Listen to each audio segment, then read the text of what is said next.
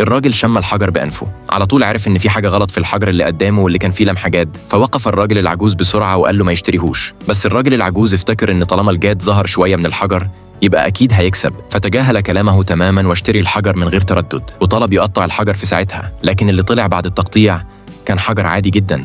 الراجل العجوز وقع على الأرض من الصدمة. بعدها صاحب المحل كان هيطرد الراجل العجوز. الراجل ما قدرش يقف يتفرج، بس اختار حجر بعينه وماسكه في ايده، وبعدين اخد الحجر للراجل العجوز وقال له ما يلعبش بالحاجات دي تاني. بشكل غير متوقع صاحب المحل بدأ يشتم الراجل، فقام الراجل وقال للناس إن الحجر اللي فات كان متعالج بالغرة، والغرض كان ينصبوا على الراجل العجوز وياخدوا فلوسه. وبعد شوية الحجر اتقطع، والمفاجأة إن قطعة جاد قيمتها 3 ملايين دولار فعلا ظهرت. بعد كده الراجل ادى الفلوس للراجل العجوز وقال له يلحق يعالج حفيدته، وطلع إنه جه المكان ده يدور على خيط يدله على أبوه، عشان كده كان مستخبي في محل البنت. وبشكل غير متوقع أول يوم جه حد يستفزهم، ولحماية شغل العيلة البنت قررت تتصرف بنفسها. بدأت تتحسس الأحجار بإيديها وفعلا اختارت حجر. بس لما الراجل شاف طريقة الخصم في الحكم اتأكد إن البنت هتخسر التحدي، فدخل بسرعة يمنعها.